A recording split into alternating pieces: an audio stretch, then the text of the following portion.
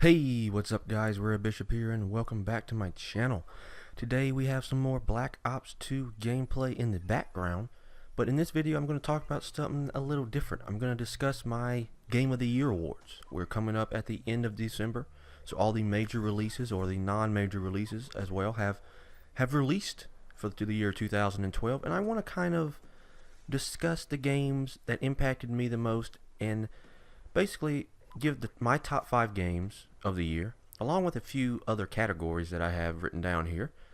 And I have this all written down, all in a post on my website, bishopsgamingworld.com. I will have that post up probably around the same time this video goes live, so if you actually want to check out my complete top 10 list and my other various awards, feel free to do that. But let's just get right into it. Like I said, Black Ops 2 in the background. It'll be 2 games because I probably will talk for probably about 12 to 15 minutes here, so it'll be 2 gameplays in the background, but let's get right into it. At number 5, I have Binary Domain. Binary Domain released back in early February, but I only just started playing it earlier this month. I regret waiting so long to play it because it turned out to be an exceptional game. You might not think a third-person shooter about robots would be something all that amazing or appealing, but man, the story in Binary Domain is simply sensational. The characters, whether it be Dan Marshall or Roy Big Bo Botang, they all have some personality to them, and they all mesh well together. Without them, you would simply have another generic third-person shooter like the ones we tend to see each and every year. There are some offensive jokes in here, that I think should not have been included, should have been left out. But after about the first hour and a half, those jokes seem to go away and the writing improves with each chapter. It takes roughly 10 to 12 hours to complete the campaign on the normal difficulty, so it is definitely worth your money. There is an online multiplayer aspect that is alright. The multiplayer is definitely a generic third-person shooter multiplayer, but the story and the characters are pretty damn good, and it's a game that I think most people missed because it sold, I believe, less than 20,000 copies during its first month. So it's something that I think everybody should try to pick up, especially now. You can get it now for roughly 20 bucks, 15, 20 bucks. Try it out, especially if you're a fan of shooters. I really think you will enjoy it. At number 4, I have Sleeping Dogs, which also wins my category of Best Box Art. It was formerly known as True Crime Hong Kong and to be published by Activision because they own the True Crime IP. Sleeping Dogs was eventually dropped by Activision and then picked up by Square Enix. If you have to ask me, Activision made a pretty terrible decision, as Sleeping Dogs ended up being a fantastic open world action game. Most people that know me know that I'm not a huge fan of open world games. The Grand Theft Auto games, they're alright. Yeah, last year LA Noire was semi-open world, and I really enjoyed it. But this Sleeping Dogs, the combat is fluid, and it felt similar enough to the combat you will find in Batman Arkham Asylum and Batman Arkham City, so anybody who's played those games can easily pick it up and be able to counter enemy moves and do stuff like that. And the story, I thought, with the main character and the fact you're in a you're undercover in the triad and you're trying to work your way up the ladder to try to figure out what is going on inside of this game. I thought that was well done, and I think it's one of the best. Like I said, I'm not a huge fan of open world games, but it's probably the best open world game I've played in quite some time, and that includes GTA 4, which released I think now 4 years ago. If it's something you have not picked up, I highly suggest it because it's another underrated game that deserved a little bit more praise and a little bit more honor than it actually received. And with that, let's move on to number 3. I'm trying to get through this a little faster. I recorded this earlier, and it took way too long to get through this. So I'm going to try to speed it up a little bit. At number 3, Rock Band Blitz. Also wins my category for Best Soundtrack. This is an Xbox Live Arcade PlayStation Network title where you use your standard Xbox 360 or PlayStation 3 controller. You don't use the plastic guitars that come with the other Rock Bands, so it's a very easy pick up and play sort of casual game that anybody of any age can play. You get 25 songs for the initial $15 price, and actually a few weeks ago I think it was on sale for like $6.50 or something, which was a hell of a bargain. But you get 25 songs for the $15 price. which includes I think Elton John, Maroon Five, in various artists like that. Very good variety of songs and artists from different genres.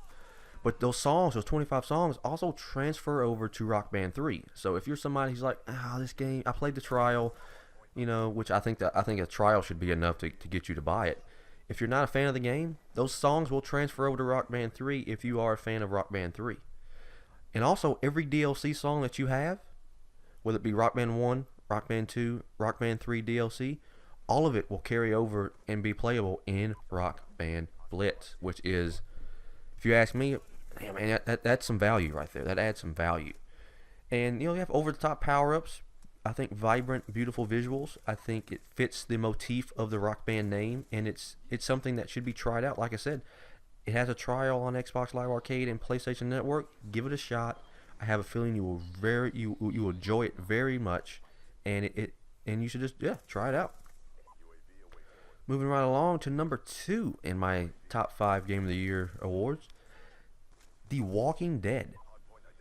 Before I go into what this game actually did for me, I should preface that I'm not a fan of the Walking Dead TV show or the actual comics.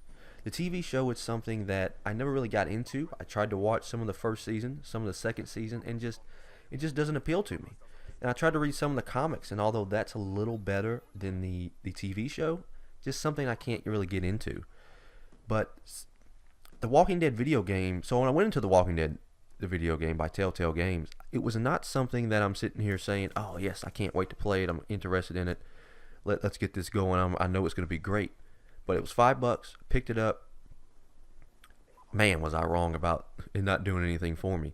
The emotional thrills in the roller coaster that you are put on from episode 1 all the way to episode 5, because this was an episodic game, but now all 5 episodes are available to download on Xbox Live or PlayStation Network, or you can buy a disc, I think, at GameStops. But yeah, like the emotional roller coaster you were put on is just amazing. And Telltale really did a fantastic job making new characters in the universe that most people probably know about.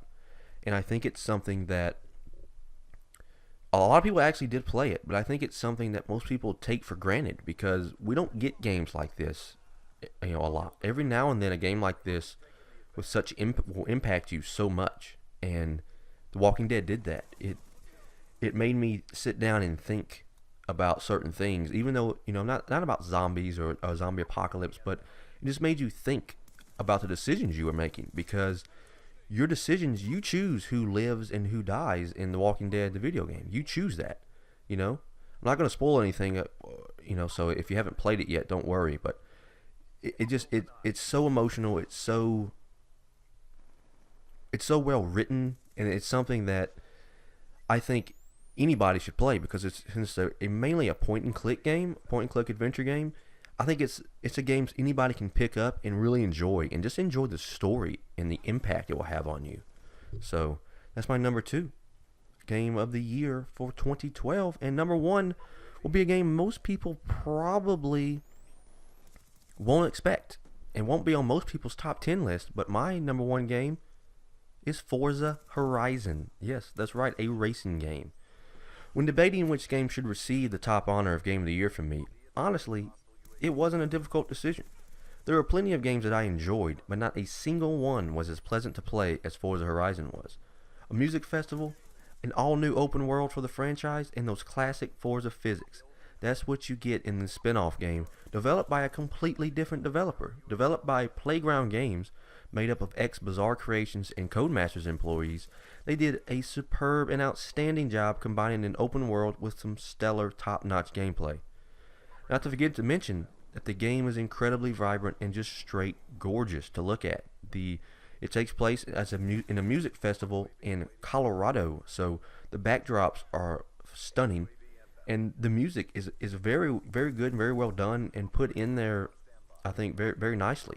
It's something that when I got the game, I knew it was going to be good, because Forza games are normally good, but I didn't expect to have so much fun with it. It was something that I went into thinking, it'll be another racing game that I'll enjoy, but it won't, no way it'll surpass Need for Speed Most Wanted.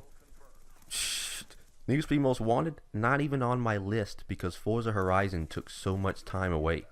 I played Need for Speed Most Wanted. I did complete it. I did play the multiplayer. The multiplayer in that game is very well done and very fun. But the Forza Horizon, everything about that game is fun and amazing. The multiplayer with a group of people, fun as hell. And there's also a Rally expansion pack that came out this Tuesday. This last Tuesday, so 2 days ago.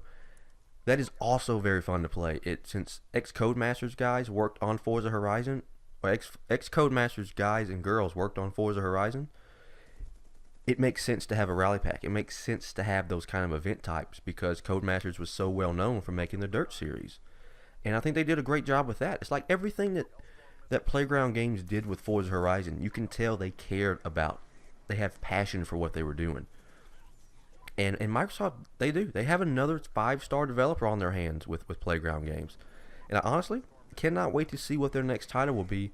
I'm really hopefully, and I'm really crossing my fingers that it's a new Project Gotham Racing because we have not seen another title, another PGR title since 2007. So I really hope it's PGR 5 or a different PGR game because some aspects of Forza Horizon, the kudos system, kind of carries over to Forza Horizon with their fan system, and it's something that I think most people haven't tried out or played because they're not a fan of racing games or they're not a fan of Forza. If you're not a fan of Forza Motorsport, try out Forza Horizon. It is not Forza Motorsport. Anybody can pick this game up and enjoy it because it is very half simulation, half arcade, something that I think most people will enjoy, and it is my number one game of 2012. Let's get into some of the various other awards that I have. I have a biggest surprise award that goes to Battleship the video game. Yes, the video game based off of the movie, based off of the board game. We're going to get Inception up in here. When going into Battleship, I didn't expect it to be anything spectacular. Actually, I went into it by posting a picture on Twitter with me saying, "Wish me luck, guys." After completing the campaign, my initial point was proven right. It wasn't spectacular. It had some ideas that if it had a bigger budget or was not tied to a movie license, it could have made the game that much better to play. Combining a first-person shooter with real-time strategy has been done before, but something about what Double Helix did just clicked with me. Being able to move your ships, a la like the classic board game Battleship, to different positions to help you progress in the FPS portion of the game was well done and fluid, and it just felt right. I can guarantee you that most people pass this game off as yet another movie tie-in game. Give it a shot. It's a little more than just that. And it's something that I talked with other people, friends who haven't played the game, and they did some interesting things. Like I said, being able to move your ships to help you progress in the FPS portion, or being able to progress in the RTS portion by killing more enemies and stuff, that's interesting and something that I think should be tweaked and should be used in a game that has a little bit bigger budget, because I think that can really work well. And so it's something that, it's a game that, like I said, it's one of my biggest surprise category for a reason. So my next category is biggest disappointment, and that goes to Call of Duty Black Ops Declassified for the PlayStation Vita. One of the most popular video game franchises out there, Declassified was a game that was set to put the PlayStation Vita on everyone's radar. It actually achieved just that, but for all the wrong reasons. I reviewed the game and mentioned how the controls and gameplay felt nothing like a Call of Duty game. The developers at Nihilistic Software had already made a pretty average Vita game earlier this year in Resistance Burning Skies, but that game looks like and plays like heaven when compared to Declassified. As a person who has played and enjoyed every Call of Duty game, to play and find out how bad this iteration was just left me both sad and upset. The controls make your guy feel like you're using a Wiimote, trying to maneuver him across the screen, no matter what you set the sensitivity at. And it's really annoying in a game that I really had high hopes for. And I'm just, I'm disappointed. It fits the category. I am disappointed. But with that, we're almost at about the 15-minute mark. So I don't want to, there are other categories I have. I have a Character of the Year 2013 game I'm most anticipating. But if you want to read any more of that, it is at bishopsgamingworld.com. I hope you guys come over, read it, check it out, let me know what you think. And in the comments below, let me know what your top 5 games of the year are. I'll be interested to find out. So thanks for watching, thanks for listening, and have a good one.